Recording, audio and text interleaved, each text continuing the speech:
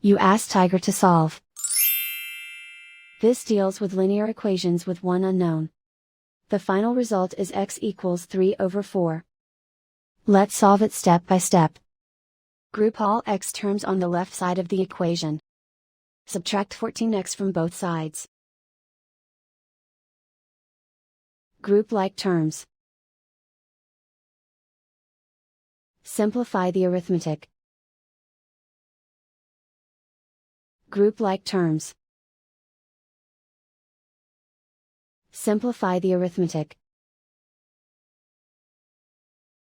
Group all constants on the right side of the equation. Add 4 to both sides. Simplify the arithmetic.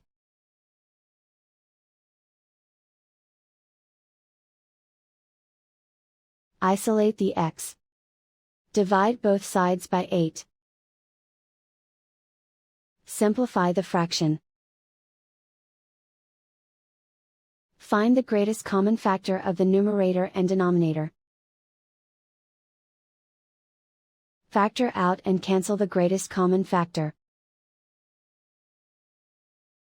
And so the final result is x equals 3/4.